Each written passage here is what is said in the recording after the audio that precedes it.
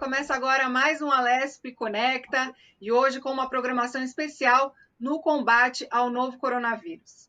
E para o bate-papo de hoje, eu converso com o deputado estadual Rodrigo Gambale, que é líder do PSL na Assembleia Legislativa do Estado de São Paulo. Deputado, seja bem-vindo, muito obrigada pela sua disponibilidade em conversar conosco nesse momento tão delicado. Olá, Kate, a todos que nos acompanham. É um prazer estar falando mais uma vez para a Rede Alesp e, é claro, falando diretamente com a população do estado de São Paulo e poder debater principalmente temas como Covid-19 e as medidas que estão sendo empregadas pela Assembleia Legislativa do estado de São Paulo para diminuirmos e amenizarmos o sofrimento da população. Deputado, eu vou começar com uma pergunta, que é uma pergunta que eu, como jornalista, tenho recebido muito por parte dos amigos, dos conhecidos, que é em relação à real dimensão, né, do problema que nós estamos vivendo aqui no Brasil, especificamente. Muitas informações circulando na imprensa, nas redes sociais.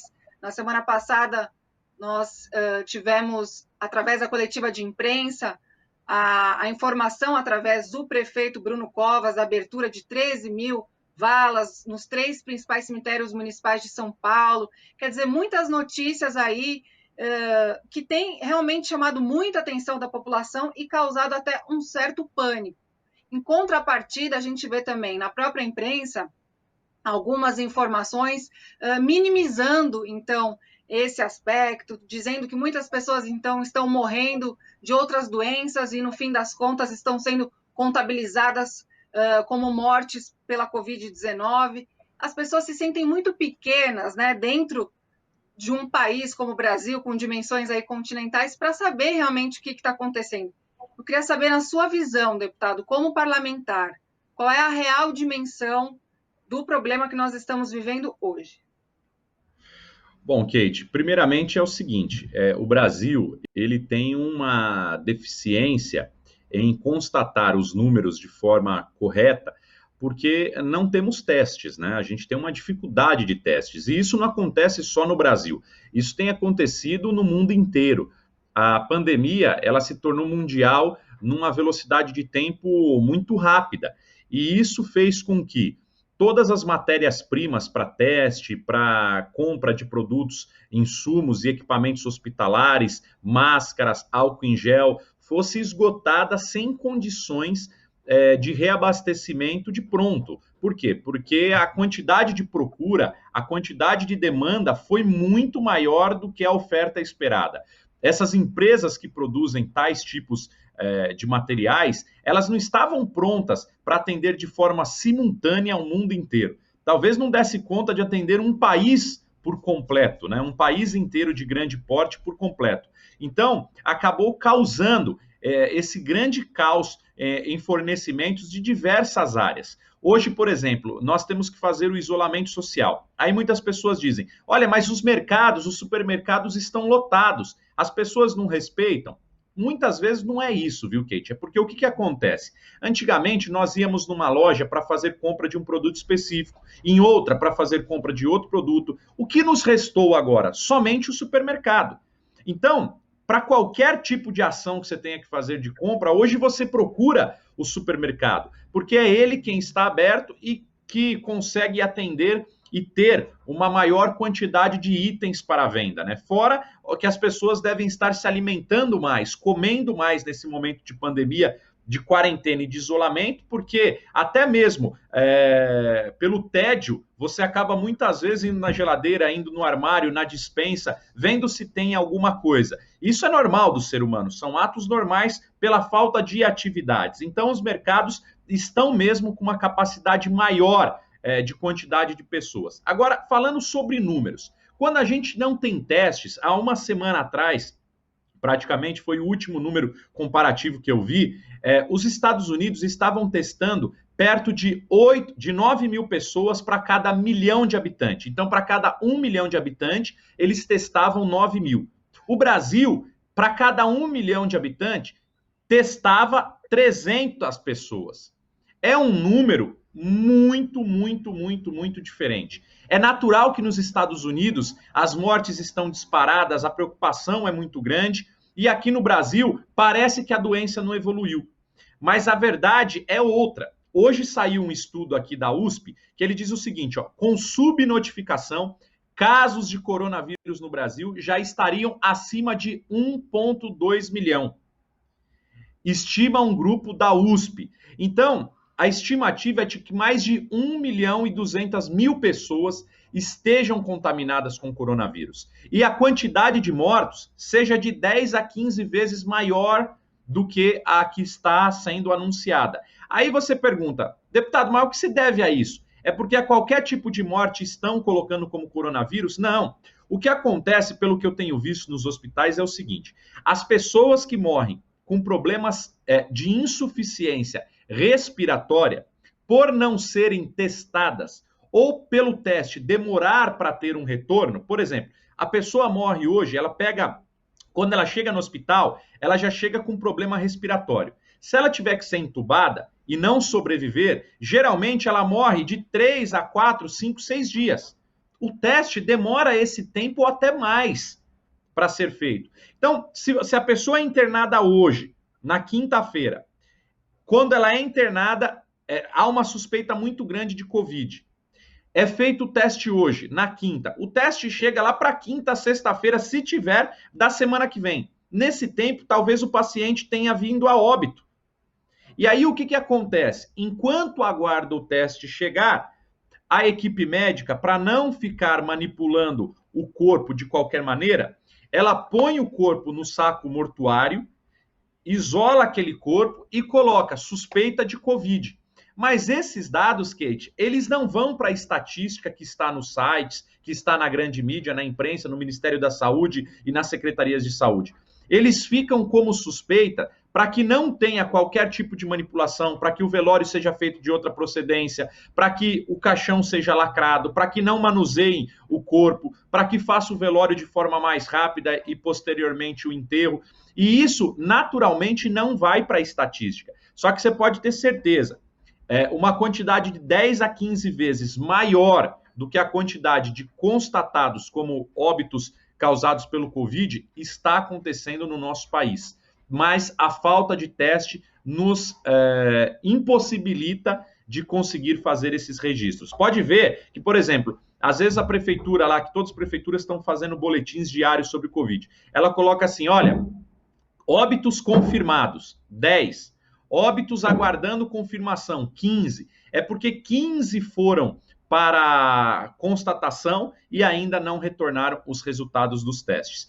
Pela informação que nós temos, sexta-feira passada, chegaram da Coreia do Sul, 1.200.000 testes para ser feitos no estado de São Paulo. Quais seriam as prioridades para esses testes, Kate? Eles iriam fazer em pessoas da área da saúde, de segurança pública e também, principalmente, aquelas que demonstram maiores sintomas. O que vai acontecer com o resultado desses testes? Quando vai testar somente aquelas pessoas que já estão com problema respiratório, a chance dos testes se converterem em confirmações é muito maior. É muito maior. Então, o problema é muito grave. Deputado, bom, diante da idade do problema, naturalmente, existem aí muitas linhas que defendem determinadas medidas no enfrentamento ao novo coronavírus, e a gente vê que um aspecto bastante discutido é a questão do isolamento social, né? Então, isolar a sociedade, sacrificar a economia, ou o contrário, quer dizer, enfrentar o vírus, matar o vírus, ou afundar o Estado, quer dizer, é uma polêmica muito grande, né? Muita gente defende, então, medidas mais restritas de isolamento social, em contrapartida, outras pessoas já defendem aí uma flexibilização, justamente, principalmente por esse aspecto da economia, como eu pontuei agora. Como que o senhor enxerga essas medidas? Eu enxergo que, nesse momento, nós temos que ter muito cuidado e, principalmente, compaixão, solidariedade e compreensão. Eu não sei se você viu um vídeo da Prefeitura Municipal de Teresina, no Nordeste. Eles fizeram um vídeo que teve uma produção muito simples, mas, ao mesmo tempo, muito impactante. Eles pegaram 3 pessoas, 3 cidadãos comuns, os cidadãos, alguns deles empresários, outros todos com funcionários, né? E perguntou o seguinte: você é contra ou a favor do isolamento? Os 3 foram contra porque eles já eram contra o isolamento, dizendo que a economia do país vai arrebentar, vai quebrar, que o país vai morrer muita gente de fome. E aí o que eles fizeram? Eles colocaram 3 familiares atrás dele, sem ele ver, e perguntou o seguinte: o problema de não fazer o isolamento social no país é de que nós não teremos leitos de UTI suficiente. Então, para cada 4 pessoas que estarão infectadas com Covid com um quadro mais grave, 3 delas virão a óbito, porque uma só terá UTI. E aí ele pede: eu gostaria que você se virasse e escolhesse quem dessas 3 pessoas vivem. E quando ele se vira e olha, ele vê 3 familiares dele. E aí é algo muito chocante, emocionante. Só que isso não é nenhuma novela. Isso é a realidade do que o mundo inteiro vive. Hoje, por exemplo, é natural que os empresários, que os comerciantes, que os proprietários dentro da área comercial queiram que seus comércios, que as suas indústrias voltem à produção a todo vapor, que as pessoas saiam na rua. Eu tenho certeza, Kate, que essas pessoas que pensam contra o isolamento social não são genocidas. Eles estão esperando e pretendendo que as pessoas que trabalhem para ele não morram de fome também, que não tenham dificuldades financeiras, que não sejam desempregadas. Só que nesse momento nós precisamos ter compreensão para aquele trabalhador também. Não adianta dizer que todo mundo que é a favor do isolamento social é vagabundo, que quer ficar em casa com as pernas para o ar. Sabe por quê? Porque a gente não sabe a realidade de cada um. Nós não sabemos se dentro de casa eles têm um filho com doença respiratória. Nós não sabemos se ele vive com um pai, com um avô que está no grupo de risco. Nós não sabemos se essa própria pessoa que não quer ir trabalhar na rua sofre com diabetes, ou sofre com bronquite, com asma, com alguma doença que possa agravar o seu quadro. Nesse momento, Kate, nós não podemos julgar ninguém com as nossas regras invisíveis. Nós temos que entender que o momento da humanidade é de compaixão, solidariedade e, principalmente, compreensão. E que sem informação e respeito, nós não vamos superar o combate ao Covid-19. Nós estamos vivendo uma situação de guerra. A única diferença é que o inimigo é invisível. Então, como houve em Milão, na Itália, que o prefeito resolveu não quebrar o Estado e depois voltou atrás, isso está chegando muito próximo do Brasil. A única diferença nossa, que alguns ainda amenizam a doença, é porque não estão sendo feitos testes. Se chegar um lote de milhões e milhões de testes no Brasil e os dados estatísticos começarem a aparecer na tela de forma muito forte, muito grande, isso vai assustar a população. E mesmo que os governadores e prefeitos relaxem as quarentenas, a quarentena será feita automaticamente pela população com medo de sair às ruas. Se os testes não aparecerem, essa sensação de perigo e de um risco muito mais eminente só vai demorar um pouco mais a acontecer. E quando ela vai começar a acontecer? Quando familiares, vizinhos, pessoas do meio social, da nossa vizinhança, da nossa proximidade, vierem a óbitos e em condições precárias, difíceis como nós estamos vendo no país, sem poder fazer enterro, sem poder recolher corpos, caminhões do Exército levando diversos corpos sendo carregados porque não tem carros funerários o suficientes, é que aí essas pessoas terão o verdadeiro entendimento do quão grave é o Covid-19. O único problema é que quando a gente faz o isolamento, nós destruímos diversos outros setores da economia. Então, não dá agora para julgar quem está certo ou quem está errado. Nós estamos de frente a um inimigo que nós desconhecemos. A cada dia que passa, a gente vê novas informações sobre ele, que o Covid, hoje eu vi numa matéria que o Covid pode afetar o cérebro, pode afetar o coração, além dos pulmões. Então, a cada dia que passa, nós estamos tendo mais informações sobre esse inimigo que ainda não são precisas o suficientes para a gente conseguir combatê-lo diretamente no seu foco, na sua fonte e conseguir uma vitória permanente. Certo. Deputado, o senhor é autor do projeto de lei 203 de 2020, que está em tramitação na Assembleia Legislativa de São Paulo. É um projeto aí que visa, então, a redução de 30% nas mensalidades das instituições de ensino da rede privada, né? Então, ensino fundamental, médio e superior. Queria que o senhor falasse um pouco sobre esse projeto, como tem sido a resposta, então, aí da população diante desse projeto de lei e também entre os parlamentares, né? Como que está repercutindo essa proposta aí no parlamento? Bom, o Brasil, infelizmente, é um país que não toma as medidas antecipadamente, né? Ele gosta de apagar incêndio quando o problema já está criado e já está feito. Eu dei entrada nesse projeto logo quando começou a pandemia, pela quantidade de pessoas que me procuraram, pais de alunos, também universitários, falando sobre a dificuldade de manter seu compromisso e sua adimplência com o setor de ensino.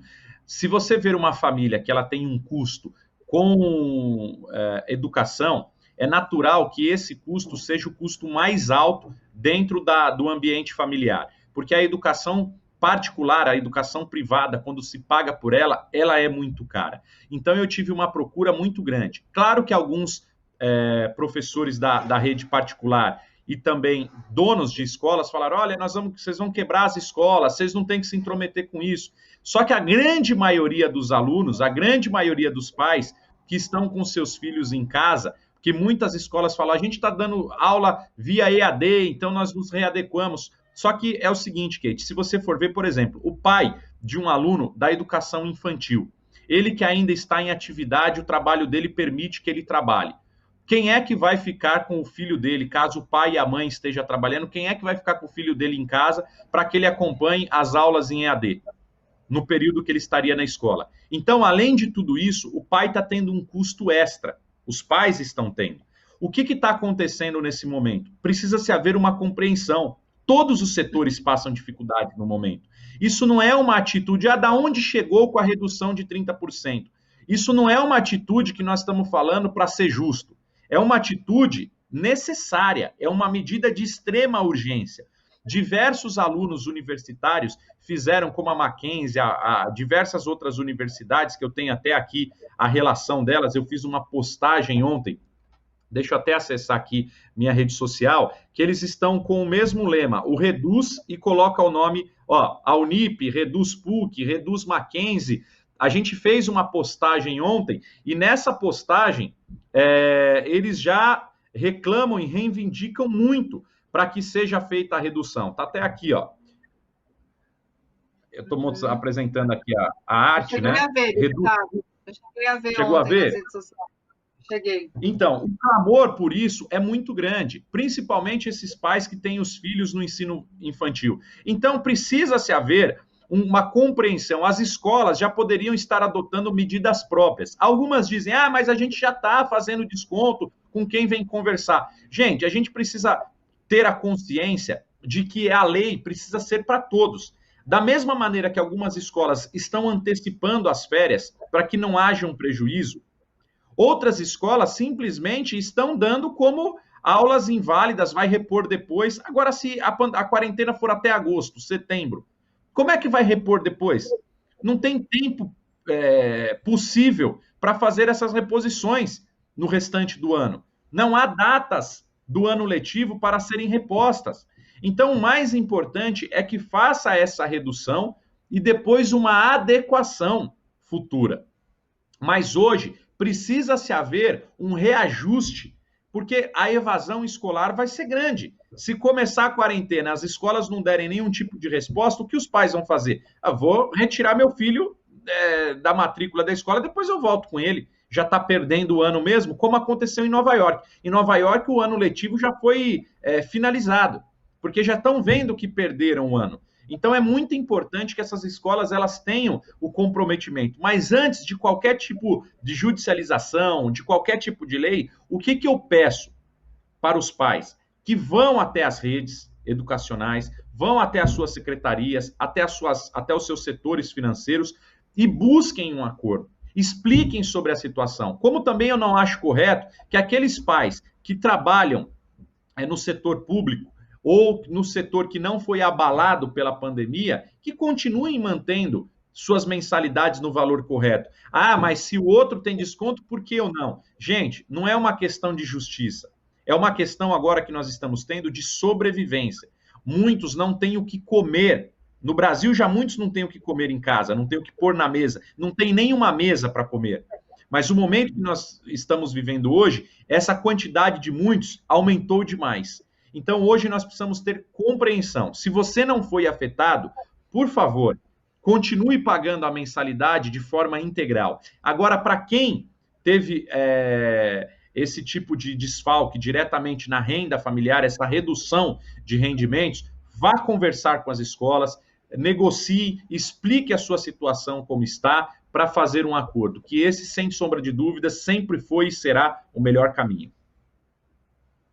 Deputado, um outro projeto de lei bastante polêmico que está em tramitação na Assembleia Legislativa de São Paulo visa aí a redução, então, dos salários dos parlamentares, entre outros cortes de gastos aí que a Assembleia Legislativa tem. Queria que o senhor falasse um pouco também sobre esse projeto, a importância dele, a economia, então, caso esse projeto, então, seja aprovado, a economia que ele traz aí para o Estado, e, sem dúvida alguma, essa verba vai ser, então, se aprovado, essa verba vai ser destinada aí ao combate ao novo coronavírus. Queria que o senhor falasse um pouco sobre esse projeto. Bom, Kate, esse projeto ele teve início em um texto pela mesa diretora, através de diversos projetos de lei, indicações de deputados. Então, a mesa diretora sintetizou as ideias, acatou algumas emendas e montou um projeto de resolução que pudesse fazer uma amenização nos custos da Assembleia, mas que essa economia fosse revertida em combate ao Covid. O processo ele tem sofrido algumas mudanças. Ele já foi aprovado na CCJ, na Comissão também de Finanças e Orçamentos, e agora ele, a partir de hoje, começa a tramitar em caráter de urgência na Assembleia Legislativa. Se não houver obstrução, o que é obstrução? Quando todos os deputados se inscrevem para falar e usar os 15 minutos que eles têm direito, a gente consegue votar hoje o projeto e aprovar hoje através das 2 sessões extraordinárias que foram convocadas. O que aconteceu de início no projeto?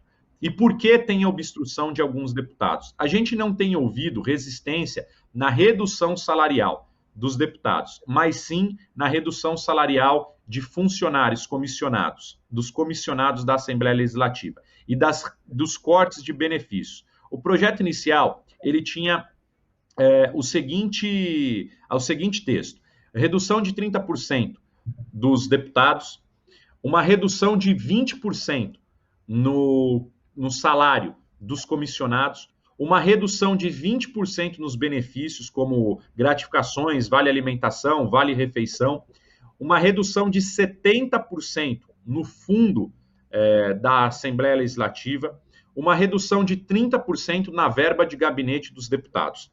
Algumas adequações foram feitas. Só do fundo da Assembleia são 68 milhões. Se a gente reduz 70%, é um valor muito considerável. Então, esse aumento, essa redução, pelo texto que a gente viu hoje, que vai ser votado, ela aumentou para 75% do fundo da Alesp. Então, aumentou ainda a redução, 75%. A verba de gabinete vai passar a ser cortada de 30% a 35%. Os deputados não terão um corte. Os deputados terão um corte de 30%, não houve alteração, 30% de redução dos salários. Os funcionários, os comissionados, mudaram o sistema de redução. Quem recebe até o teto do INSS não vai ter redução. Quem recebe até 10 mil, se eu não me engano, uma redução de 10%. E quem recebe acima disso, uma redução de 20%, de forma escalonada. Os benefícios dos estagiários, dos cortes de alimentação e de refeição, não serão mais feitos. Então, deu-se um aumento no fundo, no corte do fundo, deu-se um aumento no corte das verbas de gabinete dos deputados e não houve redução nos benefícios como alimentação e refeição. Não é nada mais justo, porque a gente vai já transferir esse dinheiro, provavelmente, reverter em cestas básicas, em atendimento ao Covid, daquelas pessoas que mais precisam, e nesse momento reduzir valor de alimentação e refeição desses comissionados. Então, fizemos alguns ajustes, aumentamos, aliás, os cortes dos próprios parlamentares e do fundo da Assembleia para não prejudicar diretamente esses comissionados. Então, provavelmente, hoje vai para votação. O que é obstrução? Alguns deputados que querem ficar falando, fazendo discurso, para que postergue a votação, né? Para que haja algum tipo de acordo. Mas provavelmente esse é o texto que passará. Se não votar hoje, deve chamar outra extraordinária para segunda, terça-feira, e aí a gente consegue matar nessa semana e fazer essas reduções e uma economia de 320 milhões à Assembleia que será revertido ao combate do Covid-19. Certo. Deputado, o senhor é de Ferraz de Vasconcelos, né? Eu queria que o senhor falasse um pouquinho da situação no município, como que está, então, o sistema aí de saúde e também a resposta, né, da população aí em relação às medidas de isolamento, os números. Conta um pouquinho para a gente. Bom, Kate, a gente conseguiu ajudar bastante. Ferraz de Vasconcelos é uma das mais pobres do estado de São Paulo, uma cidade que tem muita deficiência, tem muita fragilidade.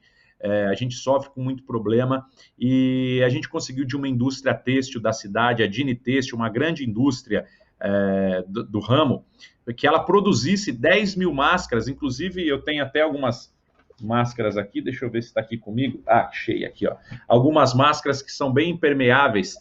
A gente conseguiu fazer uma doação para a população, para os órgãos de saúde, o Hospital Regional aqui de Ferraz, que atende 1,5 milhão de habitantes, né, de população, e a gente fez uma doação de 3 mil máscaras dessa, que eu acabei de te mostrar, e também 50 escudos que eles solicitaram, aquele escudo de proteção frontal aos funcionários, aos colaboradores que estão no combate direto ao Covid.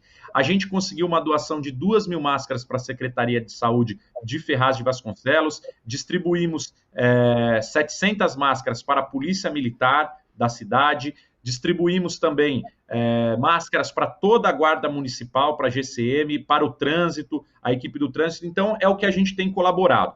A saúde está muito precária, a gente sofre muito com isso. Para você ter uma ideia, houve um contágio dentro do neonatal, e no neonatal não deveria nem de ter nada a ver com a situação da cidade, mas que 8 pessoas na ala do neonatal do Hospital Regional, funcionários, ficaram contaminados. E isso, quando detecta os sintomas, automaticamente já afasta o colaborador, né? Apesar que com a máscara ele ajuda a não colaborar para fazer a transmissão, e aí estava até vendo de fechar o neonatal enquanto esses colaboradores, esses funcionários não se recuperassem, ou fazer alguma contratação emergencial. Esse é o grande risco quando a gente enfrenta uma pandemia como essa. Além de tudo, os funcionários da saúde, que são aqueles que vão salvar vidas, estão sendo contaminados. E como eles também contaminam com muita facilidade a população que lá vai ser atendida, eles precisam ficar isolados. Então, além do isolamento social, que serve para que a população não pegue o coronavírus, os profissionais de saúde estão na linha de frente e estão se contaminando. E eles acabam propagando isso de forma mais forte ainda. Ferraz, como diversos municípios, fizeram um hospital de campanha. A previsão de inauguração seria dia 3 de maio. A gente sabe que a dificuldade é imensa. A gente quer que esses hospitais nem sejam utilizados, né? A gente não quer que eles sejam utilizados. E ainda tem muita gente que parece que eles torcem para o vírus. Fez hospital de campanha e não tem ninguém, não tem paciente sendo atendido. Agora, se a rede tem deficiência, e aí sim, não está tendo leito nos hospitais e postos, não estão utilizando o hospital de campanha, aí tem coisa errada. Agora, se não está tendo paciente o suficiente para ocupar os leitos da rede municipal, da rede estadual e também do hospital de campanha, eu fico até feliz, que quanto menos gente contaminada, infectada, melhor é para o país. Mas a gente tem visto que a realidade é bem diferente dessa.